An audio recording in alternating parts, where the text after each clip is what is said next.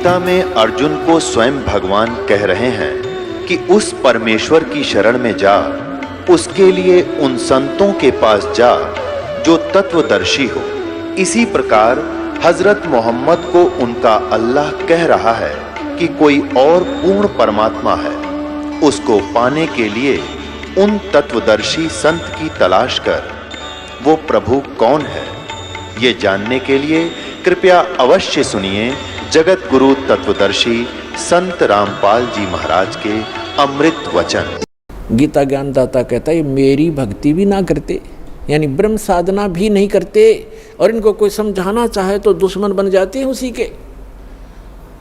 अब रह गया तीसरा, वैष्णव उपासक। विष्णु जी के उपासकों का एक उदाहरण देते हैं। कुंभ का मेला भरा था। कुंभ का एक ऐसा संयोग हर की पैड़ी हरिद्वार में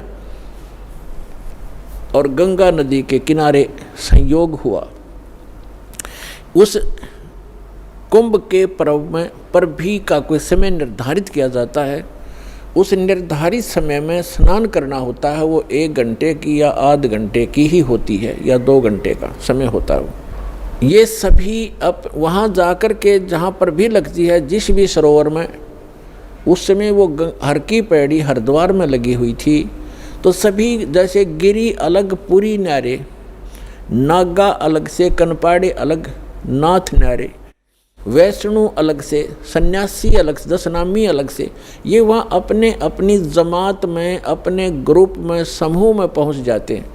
इन सब का एक ओवरऑल मुखिया होता है, उसकी अगुवाई में ये सब पीछे पीछे चलते हैं। उस स्नान करने वाले स्थान की तरफ प्रस्थान कर देते। तो जो पर भी लगनी थी, सबसे पहले ये नागा व्यक्ति जो बिल्कुल नगर रहते हैं, साधु, वो पहुँच गए गंगा के ऊपर हर की पैड़ी पे स्नानार्थ। तो जो ही ये सब छा गए उस घर की पैड़ियों पर, हर पैड़ियों पर छा गए, तो उसी समय पीछे से वैष्णु साधु, शिव जी, विष्णु जी के उपासक, सतोगुण विष्णु के उपासक वैष्णु संत आ गए वहाँ पर। उन्होंने कहा कि हे नागाओ, पहले स्नान हम करेंगे, आप पीछे आओ, हम श्रेष्ठ हैं और हम सतोगुण विष्णु जी के उपासक हैं, हम प्रथम स्नान करेंगे। अब नागाओं ने कहा कि नहीं, हम सर्वश्रेष्ठ हैं, हम त्यागी और बैरागी हैं, हम वस्त्र भी धारण नहीं करते हैं, हम निवस्त्र रहते हैं, नि इच्छा हैं, हम सर्वश्रेष्ठ हैं, हम प्रथम स्नान करेंगे। इस बात पर वैष्णव ने फिर दोबारा उनको व्यंग कर दिया और करड़ी ढंग से धमका दिया कि तुम काहे के श्रेष्ठ हो, तुम टट्टी के हाथ भी नहीं धोते, सिरड फड़ पशु की तरह नंगे फिरते हो, राख लपेटे रखते हो, काहे के श्रेष्ठ हो, तुम पीछे आओ, प्रथम हम स्नान करेंगे। इसी बात पर उन नागाओं, तमोगुण उपासक और वैष्णु साधु जो विष्णु जी सतोगुण उपासक और नागा शंकर भगवान के तमोगुण उपासक, इन दोनों का युद्ध हो गया। भगवान भूल गए, अर की पैड़ी कहें कि भगवान की पैड़ी, भगवान भूल गए, स्नान और पर भी भूल गए, एक मान बढ़ाई, अपना नीच वृत्ति ही याद रखी, नीच स्वभाव याद रहा। एक दूसरे को काटने लगे, मुंह से काट लें, बाल पकड़कर घुमा दें, पटक पटक कर मारें, जैसे एक फिर तीर मारें, तलवार से गर्द कटारी घोंप दी, कत्लेआम कर दिया। ये 25,000 ये त्रिगुण उपासक आपस में कट कर मर गए उस हर की पैड़ी पे। गंगा का पानी लाल कर दिया, लाशों की 100 का उसमें बेशुमार 100 चल पड़ी। अब यहाँ उस सूक्ष्म वेद में सच्चिदानंद घन ब्रह्म की वाणी में परमात्मा ने कहा है कि तीर तुपक तलवार कटारी और जमधर जोर बधावे हैं, हर पैड़ी हर हेत नहीं जाण्या, वहाँ जा कर्द चलावे हैं और काटे शीस नहीं दिल करुणा, ये जग में साध को आवे हैं, और जो जन इनके दर्शन को जावे उनको भी नरक पठावे, कि वह गुट्टी उन्हें पावेंगे, जो इनके शेष बनेंगे ये शिक्षा उनको देंगे, काटो मारो, काय के लिए, एक मान बढ़ाई के लिए, नहाने के लिए।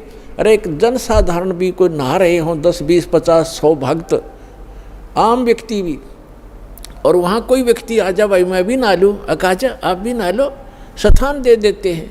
तो आम व्यक्ति से भी गिरा हुआ इनका विचारधारा, इनका जो शिष्टाचार, और इनको तुम संत मानते हो, ये त्रिगुण उपासकों के बारे में सूक्ष्म वेद में कहा है। कहते तीर तुपक तलवार कटारी, और जम धर जोर बधावे हैं, हर पैड़ी हर हेत नहीं जाना। कहते हर की पैड़ी कहो, हर की पैड़ी कहो, भगवान का प्रेम नहीं समझा, भगवान की आत्माओं को काट रहे हो, हर पैड़ी हर हेत नहीं जाना, और वहाँ जा तेग चलावे हैं, तेग माने तलवार, और काटे शीश, कहते गर्दन काट रहे हैं, सिर काट रहे हैं, नहीं दिल करुणा, इनके दिल में दया नहीं, और ये जग में साध कवावे हैं, इनको साधु कहते हो, संत कहते हो। और जो जन इनके दर्शन को जावे, जो व्यक्ति इनके मत्था टेकन जावे, या इनको दान करने जाता है, या इनका शिष्टो प्राप्त करता है, उनको भी नरक पठावें, उनको भी नरक भेज देते ये त्रिगुण उपासक। अब आइए श्रीमद् भगवद गीता अध्याय नंबर 7 के मंत्र नंबर 12 से लेकर 15 में। इसमें गीता ज्ञानदाता ये ब्रह्म है, सरपुरुष है, ये कहता है कि ये जिनका ज्ञान ये त्रिगुणमयी माया, रजगुण ब्रह्मा, सतगुण विष्णु, तमगुण शिव जी, ये क्या कहता है गीता ज्ञानदाता 7वें अध्याय के 12वें श्लोक में, कि जो कुछ भी रजोगुण से हो रहा है, यानी रजोगुण से क्या होता है उत्पत्ति, और सतोगुण से सतिथि पालन, जो यहाँ हम एक दूसरे में मोह ममता से जकड़े बैठे हैं, और तमोगुण से संहार, कहते ये उत्पत्ति, सतिथि और जो संहार, जो कुछ भी इन तीनों गुणों से हो रहा है, रजगुण ब्रह्मा सतगुण विष्णु से, इसका निमित्त कारण मैं हूँ, ये मेरे लिए हो रहा है, क्योंकि इस सरपुरुष ने 1 लाख मानव शरीरधारी प्राणियों का नित आहार करने का एक श्राप लगा हुआ है, उसके कारण आप जी को यहाँ रोका हुआ है। जैसे कसाई बकरे पालता है, उनको सब सुविधाएं भी देता है, तो भोले प्राणी वो बकरे समझते हैं हमारा मालिक बड़ा दयालु है, हमारे लिए कितनी सुविधाएं रखता है, चरागाह बना रखा है, तालाब बना रखा है, और साथ में ये शेड डाल रखा है, तो इन सुविधाओं को देखते हैं तो वो लगता है दयालु। और जब उसको आवश्यकता पड़ती है, वो नहीं देखता किसका बेटा कट रहा है, किसकी बेटी, हाँक लेता, मोटे मोटे निकाल कर काट देता, अपना उल्लू सीधा करता है। उस समय वो रोते हैं, भागते फिरते हैं, कर्राट मच जाता है, उनमें हाहाकार मच जाती है, तो उस समय भूल जाते हैं वो दयालु कहाँ गया, तुम्हारे बच्चों को निकाल ले गया, माँ को, किसी की बाप को, किसी के बेटे को। यही स्थिति परमात्मा कबीर जी ने बताई है कि तुम काल के लोक में रह रहे हो। इस कसाई ने 1 लाख मानव शरीरधारी प्राणी जीव डेली खाने हैं, और जिस कारण से आपको सब सुविधाएं जो प्राप्त हैं, इनको देखकर आप सोचते हो कि बड़ा दयालु भगवान है, सारी सुविधाएं दे रखी हैं। और उस समय कहाँ गई वो दयालुता, जब तुम्हारे बच्चे परिवार नाश हो जाता है, कोई प्यारे से प्यारा बेटा मर जाता है, कोई बेटी मर जाती है, माँ बाप मर जाते हैं।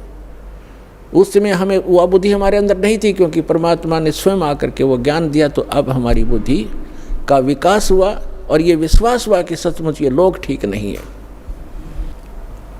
अब गीता अध्याय नंबर 12 से लेकर 15 का सारांश है कि त्रिगुणमयी माया के द्वारा रजगुण ब्रह्मा सतगुण विष्णु तमगुण शिव जी से प्राप्त ये अक्षणिक सुविधाएं, अस्थायी सुविधाओं को प्राप्त करके, और जो और ज्ञान सुनने को तैयार नहीं है, राक्षस स्वभाव को धारण किए हुए, इनका ज्ञान हरा जा चुका है, जो इनसे ऊपर कोई बात सुनने को तैयार नहीं है, ब्रह्मा विष्णु महेश जी से ऊपर राक्षस स्वभाव को धारण किए हुए मनुष्यों में नीच दूषित कर्म करने वाले मूर्ख, ये मुझे भी नहीं बचते। गीता ज्ञानदाता कहता मेरी भक्ति भी ना करते, इनसे अच्छा तो कुछ लाभ मैं ही दे दूं। अब ये गीता ज्ञानदाता जो श्री कृष्ण नहीं है, श्री कृष्ण में बोल रहा, ये सरपुरुष है, ये ब्रह्म है, ये कहता है कि मेरी भक्ति 4 प्रकार के व्यक्ति करते हैं।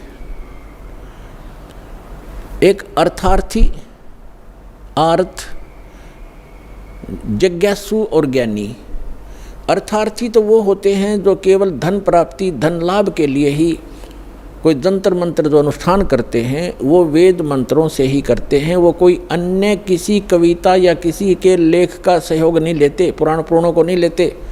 और ना ही वो ये जाप करते जय गणेश देवा, ये आरती नहीं करते। वो केवल वेद मंत्रों से अनुष्ठान करते हैं। वो करते हैं धन लाभ के लिए, गणा धनी बन जाऊं, कोई सिद्धि प्राप्त कर लूं। और दूसरे बताए आर्थ। आर्थ का अर्थ होता है जो संकट में हो जो व्यक्ति, वो आर्थ होता है, दुखी। तो वो दुख निवारण के लिए भी ब्रह्म साधक वेद मंत्रों का ही को आधार बांधकर उन्हीं से अनुष्ठान किया करते हैं। और तीसरे जिज्ञासु। जिज्ञासु वो होते हैं परमात्मा प्राप्ति के लिए घर से निकलते हैं, संतों की खोज करते हैं, उनसे ज्ञान प्राप्त करते हैं। उनसे प्राप्त ज्ञान से स्वयं वक्ता बन जाते हैं और वो अपना जीवन नाश कर जाते हैं, वाह के पात्र बन जाते हैं, कथाएं अच्छी याद कर लेते हैं। जनता ये सोचती है बड़ा विद्वान है और ना अपना जीवन कल्याण है और दूसरों का भी नहीं कर पाते, क्योंकि उनके पास वास्तविक मंत्र नहीं। फिर क्या बताते हैं, चौथे नंबर के जो ज्ञानी हैं, वो ज्ञानी कौन है? ज्ञानी की परिभाषा इस प्रकार है कि जिसको ये ज्ञान हो गया कि मानव शरीर केवल परमात्मा प्राप्ति सत्साधना करके ये मोक्ष प्राप्त करना इसका उद्देश्य है और कुछ नहीं है। बाकी जो संतानों उत्पत्ति है या कोई परवरिश के लिए कार्य है, ये तो हमारी यहाँ मजबूरी है, ये तो करना ही होना है और करना भी है। लेकिन ये ज़रूरी है कि यदि मनुष्य जीवन प्राप्त करके मोक्ष नहीं हुआ तो यूजलेस है मानव शरीर। परमात्मा भी अपनी वाणी में, उस सच्चिदानंद घन ब्रह्म कबीर वाणी में कहते हैं कि मानुष जन्म पाए के जो नहीं रटे हरि नाम, और जैसे कुआ जल बिना फिर बनवाया क्या काम। तो जिनको ये पता चल गया, जैसे परमात्मा कहते हैं मनुष्य जीवन पा करके जो भक्ति नहीं करते, कहते हैं राम रटत कोढ़ी भलो, चू चू पड़े दो चाम, और सुंदर दे किस काम की जामुख ना ही नाम।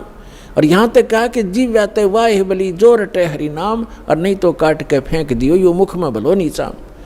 फिर कहते हैं राम रटत दारिद्र भला, दारिद्र माने रंक, गरीब, निर्धन। राम रटत दारिद्र भला, टूटी घर की छान, और सुंदर मैल किस काम के जा भक्ति नहीं भगवान।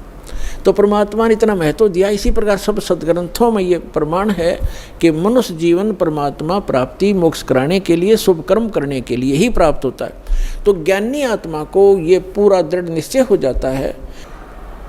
अब उनको ये भी दृढ़ हो जाता है, विश्वास हो जाता है कि ये आन उपासना, देवी देवताओं की पूजा, ब्रह्मा विष्णु महेश तक की पूजा, या श्राद्ध आदि निकालना, या कोई और उपासना जो हम करते हैं, तीर्थ आदि की उपासना, ये मोक्षदायक नहीं है। उनको ये पता है कि पूर्ण परमात्मा की भक्ति से पूर्ण मोक्ष होता है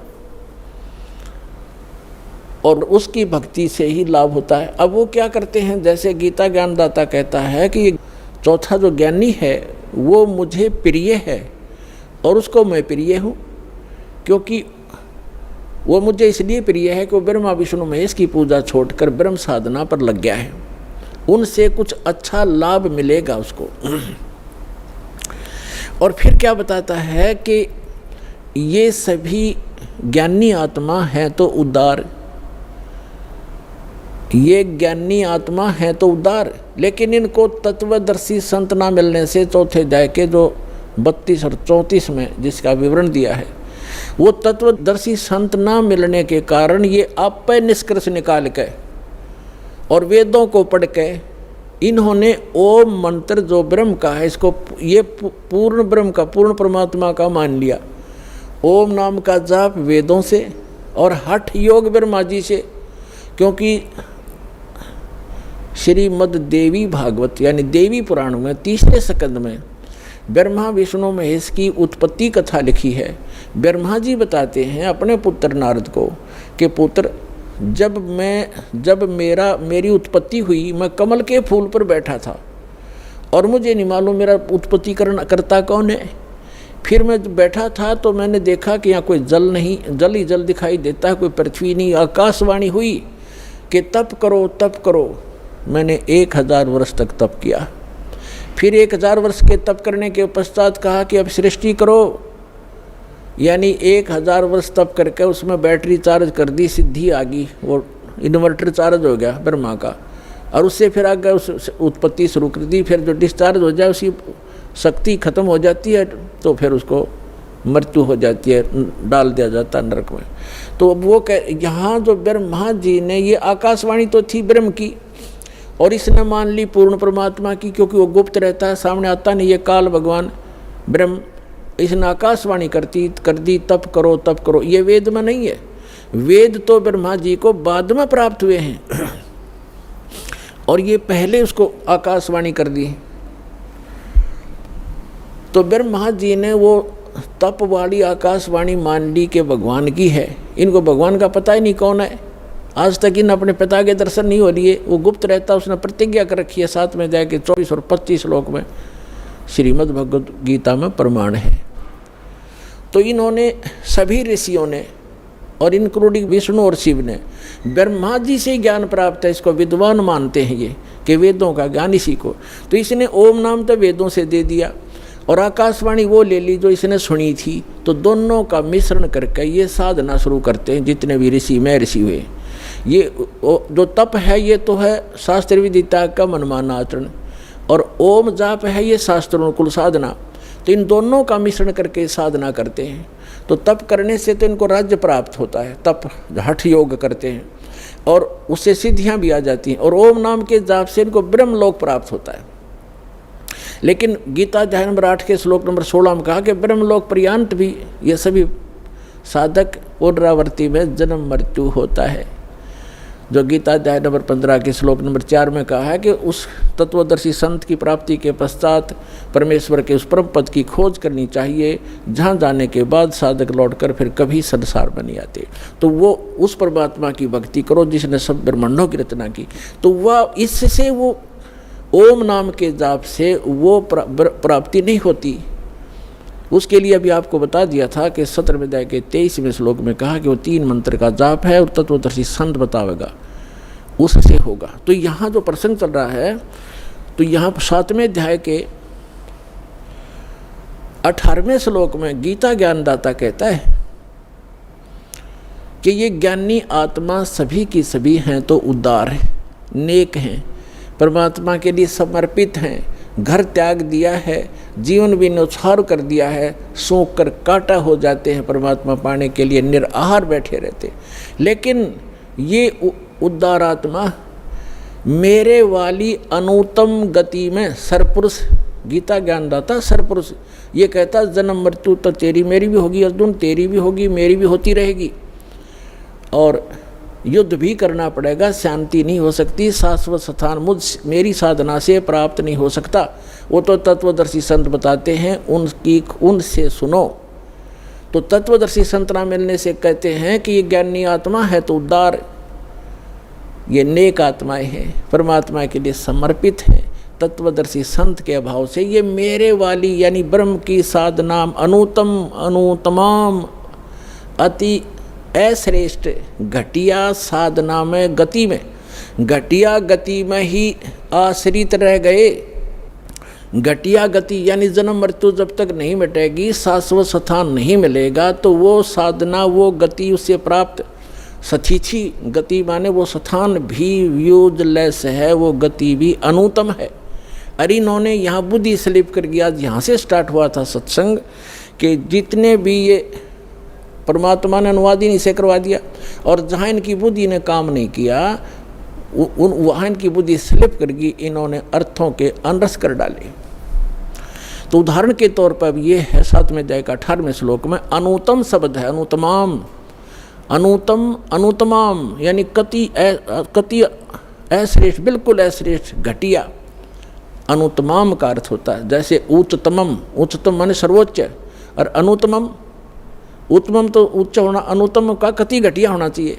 तो इनने यहाँ कर दिया कि भगवान अपनी साधना को, क्योंकि श्री कृष्ण को सुप्रीम पावर मान रहे थे विष्णु जी का, अपनी को साधना को अनुत्तम कैसे बताएगा, अश्रेष्ठ कैसे कहेगा, इसलिए इन्होंने शब्दार्थ बदल दिए, अनरस कर दिए। ये कह रहा है कि मेरी साधना भी अनुत्तम है, जन्म मृत्यु समाप्त नहीं हो सकती, युद्ध अर्जुन करना ही पड़ेगा। जहाँ युद्ध है वहाँ शांति कहाँ? तो 18वें अध्याय के 62वें श्लोक में वर्णित वो शाश्वत स्थान और परम शांति इस ब्रह्म की साधना से प्राप्त नहीं हो सकती। इसलिए 7वें अध्याय के 18वें श्लोक में अपनी गति को भी अनुत्तमम अति अश्रेष्ठ घटिया कह रहा है। और फिर तुरंत 7वें अध्याय के 19वें श्लोक में क्या कहता है? बहुनाम जन्मानाम अन्ते ज्ञानवान माम प्रपद्यते। बहुनाम जन्मानाम यानी बहुत ही जन्मों के अंत के किसी जन्म में ये ज्ञानी आत्मा ज्ञानवान माम प्रपद्यते, मुझ ब्रह्म की साधना करते हैं, मुश्किल से नाते नीचे की साधना को देवी देवता भूत पितर आदि में उलझे रहते हैं, तीर्थ व्रतों पर लगे रहते हैं। यहाँ बताता है कि बहुनाम जन्मानाम अन्ते ज्ञानवान माम प्रपद्यते। और वासुदेव सर्वमिति समात्मा सुदुर्लभ है। ओए क्या कहता गीता ज्ञानदाता कि वासुदेव ही सर्वम सब कुछ है, वासुदेव ही सब कुछ है, ये बताने वाला महात्मा बड़ी मुश्किल तय मिलेगा। वासुदेव कौन है? वासुदेव का अर्थ क्या है? सर्वव्यापी और सर्वसमर्थ, जिसका सबके ऊपर अधिपत्य हो, वो उसको वासुदेव कहते हैं। श्री कृष्ण वासुदेव नहीं थे, वो तो वासुदेव के पुत्र थे, उसके पिता का नाम था वासुदेव। जैसे कोई अपने पुत्र का नाम विष्णु रख ले, क्या वो त्रिलोकीनाथ हो जाएगा? तो वो वासुदेव का पुत्र था। श्री कृष्ण वासुदेव नहीं थे, वो कह ले वे सब कहने लगे उसको वासुदेव, वो वासुदेव नहीं थे। वासुदेव का अर्थ है वेदों में जो सर्वश्रेष्ठा, सर्वोत्पादक और जिसका सबके ऊपर अधिपत्य कंट्रोल है, सबका शासक, यानी पूरे विश्व में जिसका वास है, जिसके अधिकार में सभी आते हैं, स वासुदेव, वो है वासुदेव। अब अभी आपको प्रारंभ में बताया था, सत्संग के प्रारंभ में,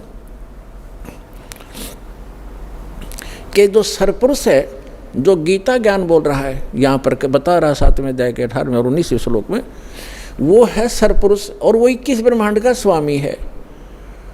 गीता अध्याय नंबर 15 के श्लोक नंबर 16 और 17 में 3 पुरुष हैं, सरपुरुष, अक्षर पुरुष और परम। वो तीसरा जो 8वें अध्याय के 3रे श्लोक में परम अक्षर ब्रह्म बताया है, वो 15वें अध्याय के गीता जी के 17वें श्लोक में उस परम अक्षर ब्रह्म की तरफ संकेत है कि उत्तम पुरुष है, तू अन्य परमात्मा इति उदाहरत है, यह लोग तरम अविश्यवृत्ति अवैश्वर है। तो यहाँ तो प्रसंग चल रहा है कि ये जो सरपुरुष है ये 21 ब्रह्मांड का स्वामी है, अक्षर पुरुष 7 संग ब्रह्मांड का स्वामी है, इतना ही वासुदेव, इतना ही ये प्रभु है, स्वामी है, वासुदेव नहीं है, सबके ऊपर मालिक नहीं है, सब पर इसका वास नहीं है। और जो अक्षर पुरुष है 7 संग ब्रह्मांड का स्वामी है, ये भी वासुदेव नहीं है, सबके ऊपर मालिक नहीं है। और तीसरा जो परम अक्षर ब्रह्म है वो है वासुदेव, वो ओवरऑल कंट्रोल, असंग ब्रह्मांड का स्वामी, अनंत कोट ब्रह्मांड का एक रति नहीं भारे, सतगुरु पुरुष कबीर हैं ये कुल के सिरजनहारे। हम सुल्तानी नानक तारे, दादू को उपदेश दिया, जात जुलाहा भेद न पाया, वो काशी माहे कबीर हुआ।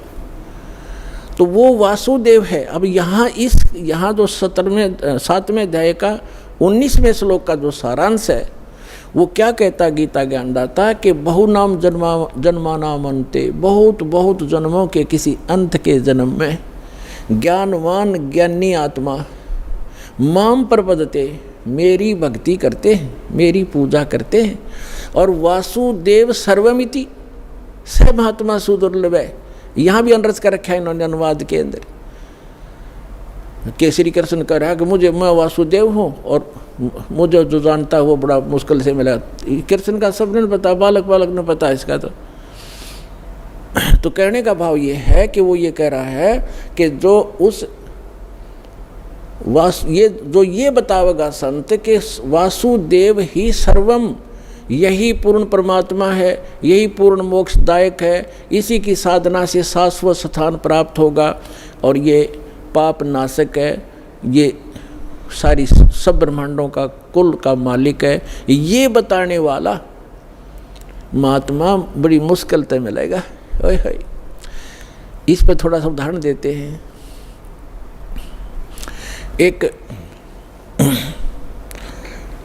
एक जो जैसे परमात्मा का विधान है, वेदों में वर्णित है। ऋग्वेद मंडल नंबर 9 सूक्त 82 मंत्र 1, 2, 3 में, ऋग्वेद मंडल नंबर 9 सूक्त 86 मंत्र 26 और 27 में, ऋग्वेद मंडल नंबर 9 सूक्त 54 मंत्र 1 में, ऋग्वेद मंडल नंबर 9 सूक्त 54 मंत्र 3 में, ऋग्वेद मंडल नंबर 9 सूक्त 20 मंत्र 1 में, ऋग्वेद मंडल नंबर 9 सूक्त 1 मंत्र 8, 9 में, ऋग्वेद मंडल नंबर 9 सूक्त 94 के मंत्र 1 में, ऋग्वेद मंडल नंबर 9 सूक्त 95 के मंत्र 2 में, ऋग्वेद मंडल नंबर 9 सूक्त 96 के मंत्र 16 से लेकर 20 में, और अनेक स्थानों पर ये प्रमाण है कि वो परमात्मा ऊपर रहता है, पूर्ण परम अक्षर ब्रह्म, और वहाँ से गति करके आता है, अच्छी आत्माओं को मिलता है, उनको तत्व ज्ञान से परिचित कराता है, वो कवियों की तरह आचरण करता है और अपनी अमृतवाणी को लोकोक्तियों के माध्यम से, दोहों के माध्यम से, शब्दावलियों के माध्यम से वर्णित करता है। वो सच्चिदानंद घन ब्रह्म की वाणी होती है। तो वो किन महात्माओं को मिला? आदरणीय धर्मदास साहिब जी को, आदरणीय मलुकदास साहिब जी को, आदरणीय नानक साहिब जी को, आदरणीय दादू साहिब जी को, आदरणीय गरीबदास साहिब जी गांव छुरानी जिला दद्दर वाले को, आदरणीय गीसा साहिब जी गांव खेखड़ा जिला मेरठ उत्तर प्रदेश वाले को, और आदरणीय स्वामी रामानंद जी काशी वाले को। ये तो महापुरुष दास के नॉलेज में है जिनको भगवान सीधे मिले, तो अपने नियमानुसार, अपने लीला अनुसार मिलते, ऐसे मिले।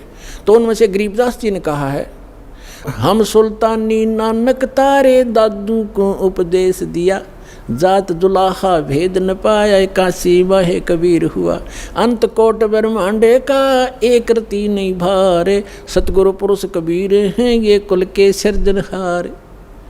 तो यहाँ कहते हैं ये गरीबदास जी को परमात्मा मिले थे, कबीर परमात्मा जी सचखंड लेकर गए थे, फिर वापस छोड़ा था, उनको मृत जान लिया था, चिता पर रख दिया था। 10 वर्ष के बालक थे गरीबदास जी, गांव छुरानी जिला दद्दर हरियाणा में। तो परमात्मा 8-10 घंटे तक ऊपर सारा ब्रह्मांड दिखाया उनको, ले जा करके अपनी स्थिति से परिचित कराया, फिर उनको वापस छोड़ा। उनके अंदर वो तत्व ज्ञान फीड कर दिया, फैक्स कर दिया, उसके डाउनलोड कर दिया भगवान ने। तो उसी ज्ञान के आधार से गरीबदास जी ज्ञान दिया करते थे। उनके बहुत से शिष्य हुए और उस अमृतवाणी को पाठ किया करते थे उनके शिष्य गरीबदास जी के। जैसे आप ब्रह्म वेदी प्रतिदिन नित्य नियम में करते हो, उस ब्रह्म वेदी का पाठ भी किया करते थे। एक उनका शिष्य था गरीबदास जी का, वो पंजाब साइड में चला गया। लुधियाना के पास एक वासियर गांव है, लुधियाना से थोड़ी सी दूरी पर।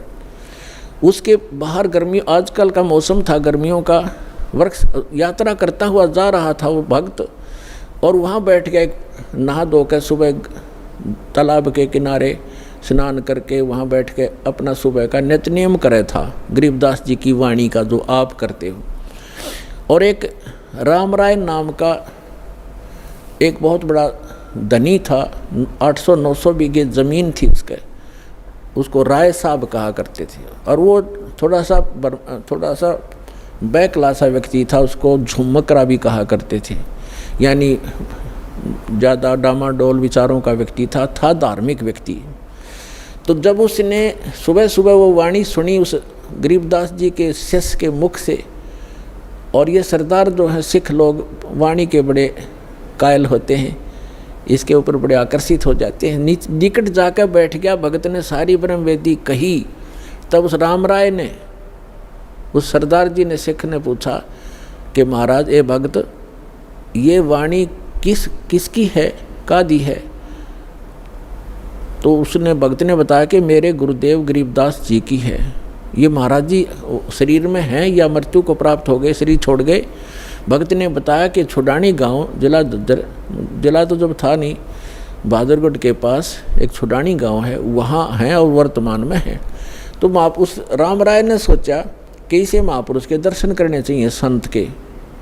अब उसने संत कैसा मान रखा था, जैसे आप देखते हो अपने हिंदू धर्म में बड़ी बड़ी जटा हो, बड़ी बड़ी दाढ़ी हो, गले में माला हो, राख रूख मसल रखी हो या कति मूंड मुंडा रखा हो हैं, और लाल कपड़े गेरवें कपड़े हों, और भी कोई तलक पलक लगा रखे हों, तो इस तरह की वेशभूषा वाले को हम महात्मा मानते हैं। तो इसी दृष्टिकोण से चल पड़ा कि महात्मा ऐसा पाओगा, दूना दाना लगा रखा होगा, चमटे गाड़ रखे होंगे। गांव छुडानी छोटा सा गांव था, 30-40 घर थे उस समय, ज़्यादा से ज़्यादा 50 घर होंगे। तो वहाँ जाकर पूछा कि गरीबदास महाराज से मिलना है। वहाँ के लोग जानते थे कि इस गरीबू को महाराज कहते हैं, ये लोग बाहर से आने वाले। और गरीबदास जी रहते थे जैसे हरियाणा के धोती कुर्ता आम पुराने ये व्यक्ति डालते हैं, सिर पर साफा धोती और कुर्ता, ऐसे रहते थे, सिंपल मैन जैसे आम नागरिक जैसी वेशभूषा। तो पुण्यात्मा भक्ति और भगत में, भगत के लिए वेशभूषा कोई मायने नहीं रखती, चाहे कैसी भी रखो, लेकिन सूटेबल हो, अच्छी हो और देश के अनुकूल हो तो अच्छा रहता है। जैसे लाल को किसी कपड़े में बांध कर रख ले, फटे पुराने में या बढ़िया अच्छे वाले में, वो लाल तो लाल ही होता है। ऐसे भक्त भक्ति से बनता है, ऊपर के आडंबर से नहीं बनता। तो कहने का भाव ये है कि उसका दृष्टिकोण ये था, जब उसने पूछा कि गरीबदास महाराज कहाँ हैं, उन्होंने बता दिया कि सामने वो मकान उन्हीं का है। मकान के आगे बाहर से आए हुए दूसरे गांव के कुछ भक्त बैठे थे, कुछ उस गांव का भी 1-2 भक्त था। उनसे पूछा भी महाराज गरीबदास जी कहाँ हैं, उन्होंने बताया भी बैठ जाओ अभी आ जाएंगे, बाहर घूमने गए हैं सुबह सुबह। किधर गए हैं, किस साइड में गए। उसने सोचा कि इतनी दूर से आया हूँ, राम राय जी ने सोचा कि इतनी दूर से आया हूँ, महापुरुष के दर्शन करके आहार करूँगा। उनसे पूछा कि किस साइड में गए हैं, मैं उनके दर्शन करना चाहता हूँ।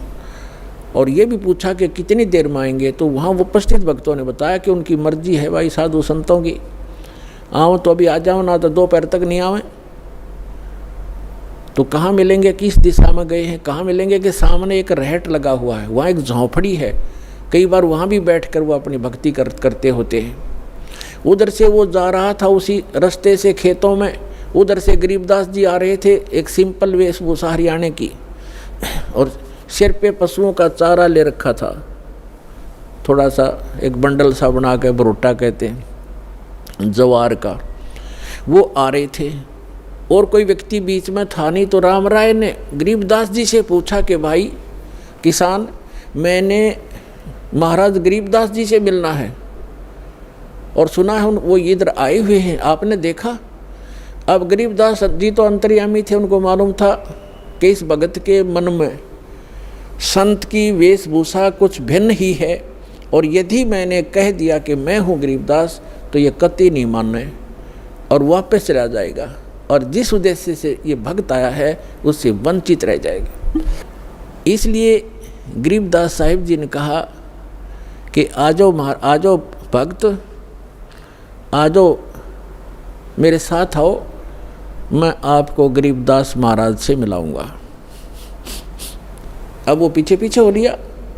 जब वापस आए उसी घर में पहुँचे जहाँ उनका घर था, भगत बैठे थे। भगत उठे, उन्होंने किसी ने तो महाराज के चरणों में दंडवत प्रणाम किया, किसी ने भाग करके वो सिर पे रखा हुआ पशुओं का जो चारे का बरोटा था बंडल, वो उठा ग्रहण किया।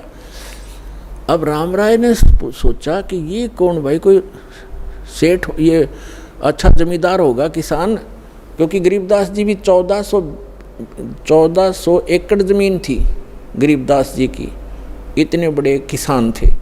तो उसने सोचा ये किसान होगा कोई। उनसे पूछा भगतों से कि वो ये कौन है भाई?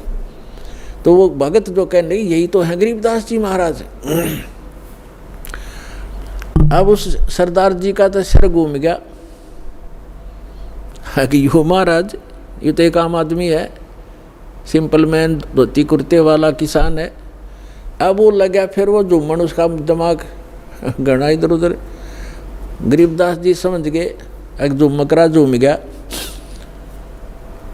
उसने सभी भक्तों को इधर उधर कर दिया। किसी को कहा बैलों को पानी पिला लो, किसी का चारा काट दो, मेरे लिए नहाने के लिए एक बाल्टी पानी का रख दो, और उस झुमकरे को कह दिया यहाँ बैठ जाओ महात्मा भगत जी। वो बैठ गया, बस चल इतनी दूर से आया हूँ, बैठते जाता हूँ, पर आ गया गलत, खोदा पहाड़ निकली चुईया, क्योंकि उसने तो महात्मा मान रखा था कि ऐसा होगा, जटा जटा रखी होगी, धूना धौना राख रूख मसल रखी होगी, पता नहीं जंगल में बैठा होगा। गरीबदास जी स्नान करने लग गए, धोती बांधा करते थे, तो धोती ऐसे एक बेल्ट सी बांधते हैं, देखा होगा यहाँ भक्त धोती वाले बता देंगे, कोई धोती बांध के और उसके ऊपर से एक रस उसी का हिस्सा एज ए बेल्ट बांध जाकर, उसने अड़बंद कहते हैं हमारे देसी भाषा में, अड़बंद। तो जब एक हाथ का उनका चोट लगी हुई थी उंगली के, गरीबदास जी ने पट्टी लपेट रखी थी, उस जो राम राय से कहा कि हे सरदार जी आइए और मेरे या धोती का गांठ लगा दे, अड़बंद की बेल्ट बांध दे, ऐसे गांठ लगाते थे। अब जो ही उसने अड़बंद की गांठ लगानी चाहिए, जैसे रुमाल होते हैं ये, तो उसके ऐसे गांठ उस रुमाल लग गई, धोती शरीर के अंदर से निकलाई और गांठ धोती का लगी। उन्होंने जल्दी सी खोला, धोखा लग गया तेरे से, धोखा। फिर दोबारा, फिर तीसरी बार फिर ऐसे ही हुआ। तब गरीबदास जी ने कहा, अरे जुमकरा, वो ये सोच रहा था मेरे जैसा किसान है, इसने संत मानते हैं ये बड़े भोले आदमी आके हरियाणा के। तो तब कहा, अरे जुमकरा, मैं तेरे जैसा किसान हूँ, जमींदार हूँ भाई, ये गांठ क्यों ना लगती, घनी देर लगी। तो जब उसने देखा ऊपर ने, राम राय जी विष्णु जी के उपासक थे, बेशक से वो सिख थे, विष्णु जी को इष्ट रूप में मानते थे। क्योंकि पहले हम सभी जितने भी सिख बने हैं, ये अपने हिंदुओं से ही अलग से एक, जिन्होंने शिष्य तो ग्रहण कर लिया, उस धर्म, उन धार्मिक नियमों का पालन किया, उन्हें सिख कहने लगे। सिख माने शिष्य। तो क्या देखा उस राम राय ने, भगवान उस गरीबदास जी का ऊपर का हिस्सा, 4 हाथ में वो सब गदा पद्म शंख सुदर्शन घूम रहा है, मुकुट है, यानी विष्णु रूप दिखाई दिया। चरणों में गिर गए, पूरी तरह है भगवान माफ़ करो, मैंने तो आपका सिंपल मैन मान लिया। उठा तो फिर वो जोगा जो गरीबदास, उसने सोचा कोई सपना देख लिया तूने, वो फिर बैठ गया। फिर भी उसने सोचा चल कुछ तो है महात्मा में, कुछ करामात है, इससे कुछ ज्ञान प्राप्त करते हैं। तब सारी सृष्टि रचना सुनाई गरीबदास जी ने कि भाई हम कौन हैं, कहाँ से आए हैं। हम सुल्तानी नानक तारे दादू को उपदेश दिया, जात जुलाखा भेद न पाया, ये काशी महे कबीर हुआ। अनंत कोट ब्रह्मांड का एक रति नहीं भारे, सतगुरु पुरुष कबीर हैं ये कुल के सर्जनहार। पूरी ब्रह्मा विष्णु में इसकी स्थिति बताई, सारे ब्रह्मांडों की रचना जो कबीर परमात्मा ने दिखाई थी आंखों और बताई थी, वह बताई। तब राम राय कहता है, भगवान हे महाराज, ये ज्ञान तो आज तक हमारे को किसी ने नहीं बताया। तो गरीबदास जी ने कहा कि आपके ग्रंथ में ज्यों का त्यों विद्यमान है, पर उसको समझ नहीं पा रहे ये वर्तमान के तेरे जितने भी पाठी हैं, सिख हैं। तो क्या बताया, तत्व भेद कोई ना कह रे झूमक रो, ये पैसे ऊपर नाच सुनो रे झूमक रा। कोटों मध्य कोई नहीं रे झूमक रो, अरबों में कोई गर्क सुनो रे झूमक रा। गरीबदास जी बताते हैं कि ये सब पैसे के ऊपर नाच है, ये तत्व भेद नहीं जानते ये लोग। और इस तत्व ज्ञान से परिचित कोटों मध्य कोई नहीं रे झूमकरा। उस राम राय को झुमकरा कहने लगे भगवान गरीबदास जी, उसका उर्फ नाम था झुमकरा। तो इस एक बात से तो ये प्रभावित हुआ कि तेरा नाम झुमकरा, यहाँ कोई जाने नहीं था, इन्होंने झुमकरा बता दिया। जो आम व्यक्ति वहाँ झुमकरा से जानते हैं, ओरिजिनल नाम राम राय था उसका। तो क्या बताते हैं गरीबदास जी कि इस तत्व ज्ञान से परिचित करोड़ संतों में नहीं मिलेगा तुझे। कोटों मध्य कोई नहीं रे झूमकरा, अरबों में कोई गर्क सुनो रे झूमकरा। अरबों में कोई एक पावेगा तेने गर्क।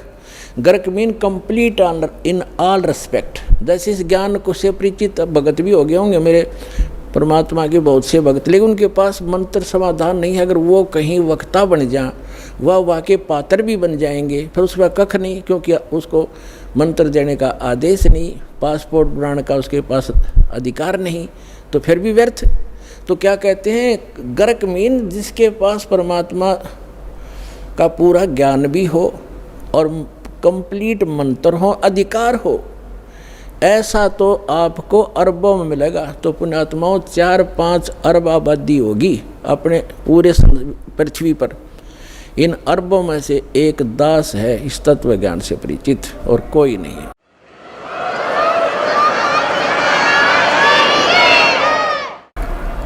अब हम आते हैं उस प्रसंग पर। आप आज का प्रसंग पूरा करते हैं। अब कहते हैं 7वें अध्याय के 18वें मंत्र में गीता ज्ञानदाता अपनी गति को भी अनुत्तम क्यों कहता है, घटिया क्यों कहता है? इसका ये है कि जन्म मृत्यु ये खुद कहता है चौथे गीता ज्ञानदाता चौथे अध्याय के 5 और 9 श्लोक में, दूसरे अध्याय के 12वें श्लोक में, 10वें अध्याय के दूसरे श्लोक में, कि अर्जुन तेरे और मेरे बहुत जन्म हो चुके हैं, आगे भी होते रहेंगे और पहले भी हो चुके हैं। तो इसलिए 18वें अध्याय के 62वें श्लोक में कहता है, अर्जुन तू सर्वभाव से उस परमेश्वर की शरण में जा, उसकी कृपा से परम शांति को, सनातन परम धाम को प्राप्त होगा। तो वो जब तक वो तत्वदर्शी संत खोज ले, उससे वो ज्ञान और समाधान प्राप्त होगा, तो तत्वदर्शी संत नहीं मिलेगा। तो ऐसे ही जन्म और मृत्यु तेरे भी रहेंगे, मेरे उपासक के भी रहेंगे, मेरे भी रहेंगे, वो खुद कहता है। तो अब ये 7वें अध्याय के 18वें श्लोक में कहता है मेरी गति भी अनुत्तम है, घटिया है, क्योंकि जन्म मृत्यु तेरी भी मेरी भी। ब्रह्म साधक ब्रह्मलोक में जाता है। 8वें अध्याय के 16वें श्लोक में कहा कि ब्रह्मलोक पर्यंत भी ये प्राणी सभी पुनरावृत्ति में है, इनका भी जन्म मृत्यु होता ही रहेगा। और जब जहाँ जन्म मृत्यु होगा, युद्ध करना होगा, वहाँ शांति नहीं हो सकती। तो यहाँ कहता है अनुत्तम क्यों बताया? अपनी गति को, अपने यानी ओम नाम के जाप से ब्रह्म प्राप्ति को भी अनुत्तम गति बताया है। किस लिए? इसका उदाहरण देते हैं।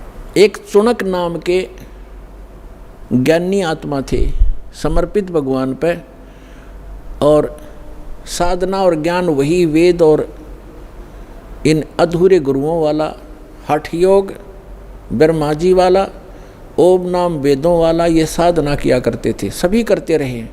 उन्होंने भी ऐसी साधना के लिए हजारों वर्षों तक सूख के काटा होगे, बड़ी बड़ी पलकें होगी, बड़े बड़े बाल होगे परमात्मा पाने के लिए।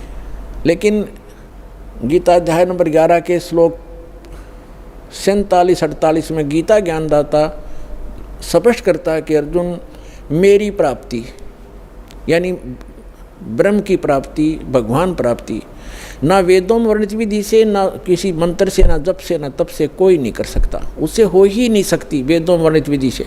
तो जिस कारण से इन ऋषियों ने वेदों से मंत्र ओम लिया, उसकी साधना हठ योग ब्रह्मा जी से लिया, साधना करने लगे। उसे भगवान तो मिलना था ही नहीं, वो स्पष्ट कर रहा है।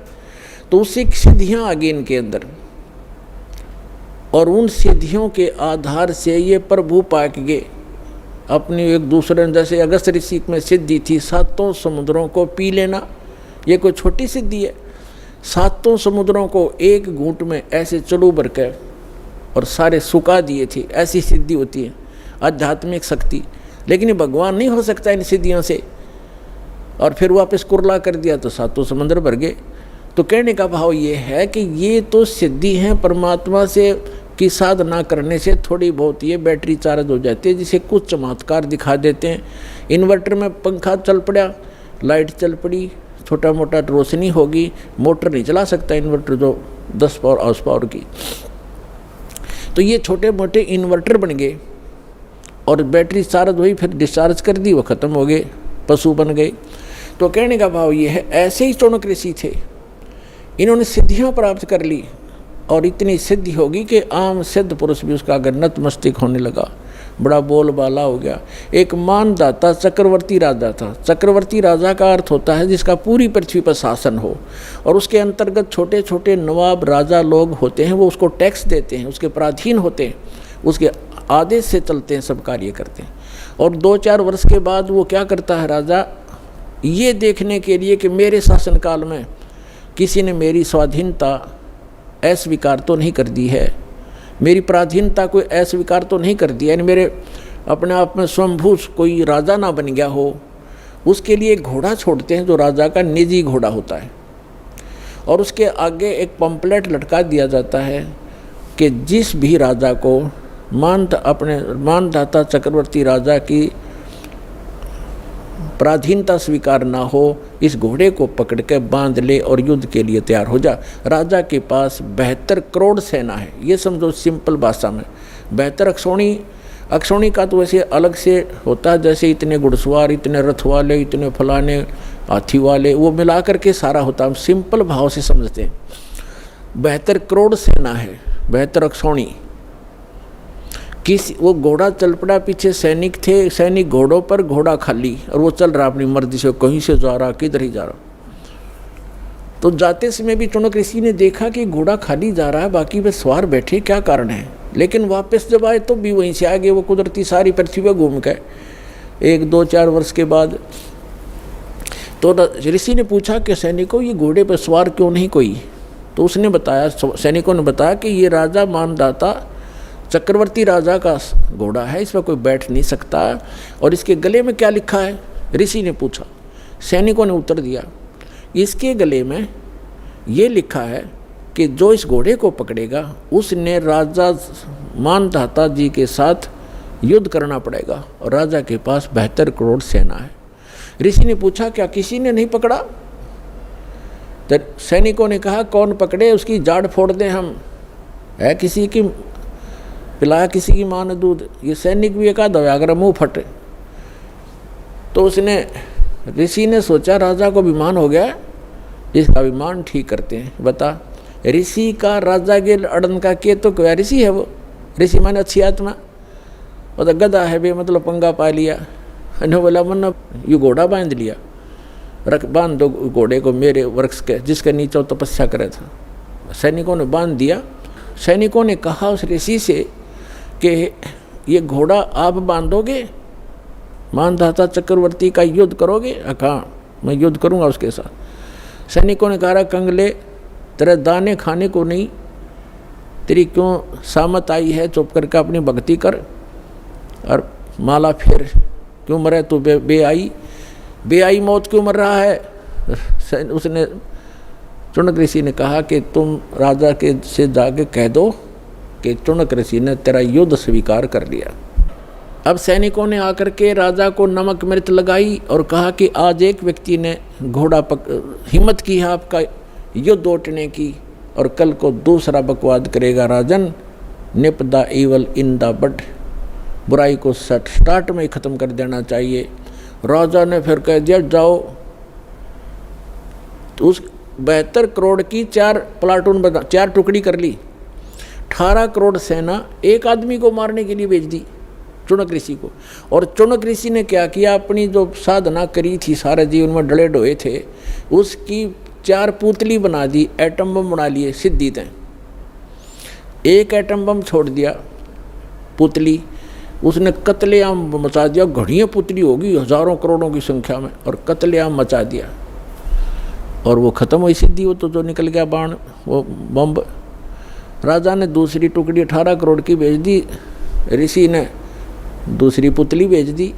ऋषि ऐसे 72 करोड़ सेना का नाश कर दिया, कत्लेआम कर दिया। किसने? उस चुनक नाम के ब्रह्म उपासक ने, उस काल के उपासक ने, ब्रह्म के उपासक ऋषि ने।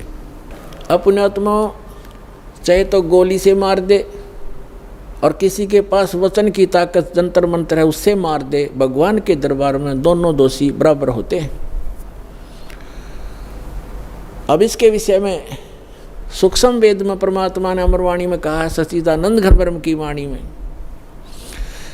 कि 72 अक्षौणी अक्षय करी वो चुनक ऋषि स्वर एक, ये दे धारे जोरा फिरे भाई सभी काल के बेखे। ओए होए, 72 अक्षौणी खा गया वो चुनक ऋषिश्वर एक। मानधाता राजा की 72 करोड़ सेना का नाश कर दिया। किसने? उस चुनक ऋषिश्वर अकेले ने। ऋषिश्वर जैसे मुनि और मुनिवर और मुनीश्वर, एक तो मुनि आम साधक और मुनिवर उन साधकों में श्रेष्ठ मुनि, और फिर मुनीश्वर उन श्रेष्ठ मुनियों में भी परम श्रेष्ठ, यानी उस मुनीश्वर ऋषिश्वर ऋषिश्वर उस तीसरे नंबर के गुड बेटर बेस्ट, उस बेस्ट यहाँ के बेस्ट जाने जाने वाले ऋषि के ये कर्म है 72 करोड़ सेना खाली। ये सूक्ष्म वेद में परमात्मा बता रहे हैं। 72 अक्षौणी खा गया वो चुणक ऋषिश्वर एक, ये दे धारे जोरा फिरे भाई सभी काल के बेखे। जोरा माने मौत, जरा माने बुढ़ापा, यहाँ अंतर समझना कदे भूल जा। जोरा मीन संत भाषा में जोरा माने मृत्यु। कहते हैं ये दिखे संत ऋषि महर्षि, ये तो चलती फिरती घाल है, ये दे धारे मौत फिरे, ये संत नहीं ये मौत है। ये सभी काल के भेख, ये ब्रह्म के साधक, ब्रह्म तक के पुजारी, ये सभी काल के भेख दे धारे जोरा फिरे या मौत फिरे, चलती फिरती मनुष्य रूप में इतने मानस मार दिए, तुम इनको ऋषि कहते हो। तो यहाँ गीता ज्ञानदाता भी कहता है कि ये ऋषि हैं तो नेक, लेकिन तत्वदर्शी संत ना मिलने से मेरे वाली अनुत्तम घटिया साधना में लीन रहे, गति में लीन रहे। अब क्या बनेगा? ओम नाम के जाप से ये ब्रह्मलोक जाएगा, और जो सिद्धि की थी, जो साधना तपस्या की, से ये राजा बनेगा। और जो इसने 72 करोड़ सेना मार दी, वो बैड अकाउंट अलग से लिखा जाएगा, इसको फिर भोगना पड़ेगा। ब्रह्म ओम नाम की साधना से ब्रह्मलोक में जाएगा, वहाँ अपनी पुण्य समाप्त करके इस मंत्र के जाप का नाश करके कमाई का ये वापस आएगा, राजा बनेगा पृथ्वी पर। फिर खूब पाप कमाओगा। राजा शिकार करते हैं, अपने अहम के कारण दुनिया मरवा डालते हैं, कत्लेआम कर देते हैं अपने राज्य के लिए, वो पाप इसके बुरे में लिखे जाएंगे। फिर ये कुत्ता बनेगा और इसके सिर में कीड़े पड़ेंगे इस ऋषि चुणक का, और जितने सैनिक मारे थे वो गिन गिन का बदला लेंगे इसका।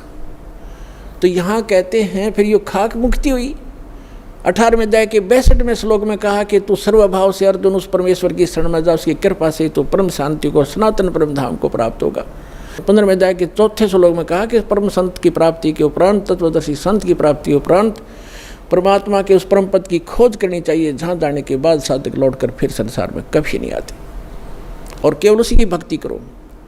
तो यहाँ जो ब्रह्म तक के साधक हैं, इसलिए 7वें अध्याय के 18वें श्लोक में गीता ज्ञानदाता कहता है कि ये ज्ञानी है तो अच्छी आत्मा, परमात्मा के लिए समर्पित हैं, लेकिन तत्वदर्शी संत ना मिलने से ये मेरे वाली अनुत्तम गति में, घटिया गति में साथ लीन रहे। इनको वो संत नहीं मिला जिसकी साधना करके उस स्थान को प्राप्त कर लें, जहाँ जाने के बाद साधक फिर लौटकर कभी संसार बन जाते।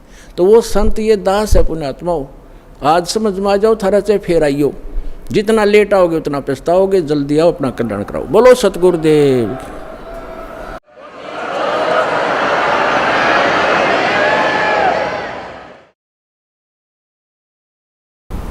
परम पिता परमात्मा पूर्ण ब्रह्म, सारी सृष्टि के रचनहार, कबीर देव कबीर साहब, अल्लाहू अकबर, जुलाहा कबीर, धानक कबीर,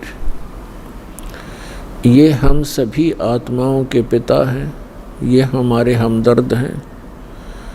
यही वो परमात्मा है जिसने सर्व ब्रह्मांडों की रचना की है। पुण्यात्माओं, सौभाग्य आपका, आप जी का जन्म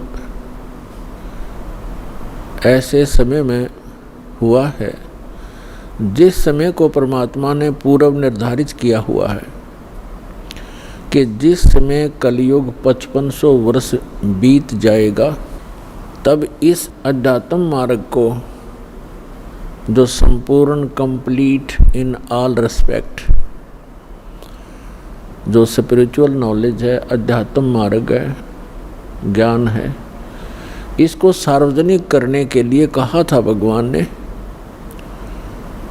क्योंकि जिस समय परमात्मा स्वयं आए थे 600 वर्ष पहले, सन 1398 से संवत 1455 से सन 1518 संवत 1575 तक वो परमात्मा यहाँ एक जन साधारण की लीला करके चले गए, जो परमात्मा किया ही करते हैं। जो हमारे वेद बताते हैं कि वो परमात्मा सतलोक से सशरीर आता है अपने उस निज स्थान से, जहाँ हम पहले रहा करते अपने पिता के पास। हम बालकपन में हम अज्ञानता के कारण अपने उस मूल मालिक को, उस सर्व सुखदायी परमात्मा को छोड़कर यहाँ इस काल के साथ आ गए इसके लोक में। तो वो परमात्मा वहाँ से आकर हमें पुनः वो याद दिलाने आते हैं कि आप जहाँ रह रहे हो ये लोक ठीक नहीं, यहाँ की कोई व्यवस्था भी अनुकूल नहीं है। यहाँ जन्म और मृत्यु का ये दीर्घ रोग, और आपको ऐसा कच्चा शरीर दिया है जिसमें कोई ना कोई रोग अवश्य व्यापा रहता है, लगा रहता है।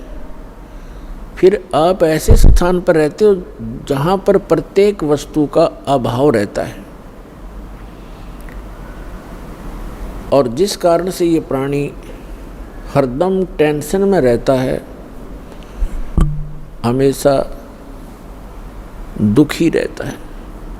परमात्मा के विषय में वेदों में लिखा है, वेद में, कि वो परमात्मा अपने उस स्थान से चलकर आता है जहाँ हम पहले रहा करते थे, और परमात्मा अब भी वहाँ रह रहे हैं। और हमारे असंख्यों भाई बहन वहाँ पर वर्तमान में भी रह रहे हैं, जो पहले वहीं थे, यहाँ आए नहीं, और जो यहाँ से परमात्मा की सतभक्ति करके वापस चले गए हैं, वो वहाँ अब भी रह रहे हैं। तो वहाँ से चलकर वो परमात्मा आते हैं, एक जन साधारण की लीला करते हैं। वो ऐसी लीला करते हैं कि प्रत्येक प्राणी को इस काल के लोक में यदि सुखी रहना है तो वो विधि, वो तरीका, वो एक भूमिका परमात्मा स्वयं ही करते हैं। परमेश्वर कबीर जी एक झोंपड़ी में रहा करते थे, पूरा परिवार जो परमात्मा का, वैसे तो पूरा विश्व उसी के बच्चे हैं, उसी के पुत्र पुत्री हैं, लेकिन उस समय उन्होंने एक गृहस्थ विधि से परिवार नहीं बनाया था। परमात्मा के परिवार में कुल 5 सदस्य थे। एक तो नीरू और नीमा, ये 2, जिनको परमात्मा लहर तारा नामक तालाब पर कमल के फूल पर शिशु रूप में मिले थे, और एक स्वयं परमात्मा, और 2, एक लड़का एक लड़की, जिसका नाम, लड़के का नाम कमाल था, लड़की का नाम कमाली था। ये दोनों लड़का और लड़की परमात्मा ने मृत जीवित किए थे किसी विशेष परिस्थिति में।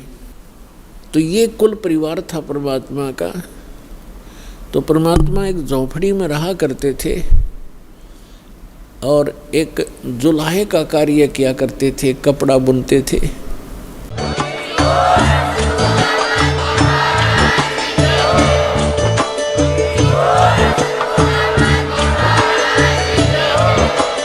आप सुन रहे थे जगत गुरु तत्वदर्शी संत रामपाल जी महाराज जी के मंगल प्रवचन। अधिक जानकारी के लिए विजिट कीजिए हमारी वेबसाइट www.jagatgururampalji.org। संत रामपाल जी महाराज जी के शुभ आशीर्वाद से पूरे विश्व भर में 500 से भी ज्यादा नाम दीक्षा केंद्र हैं, जिन पर संत रामपाल जी महाराज जी द्वारा ऑनलाइन निशुल्क नाम दीक्षा दी जा रही है। अपने नजदीकी नाम दीक्षा केंद्र का पता करने के लिए संपर्क करें 222880541।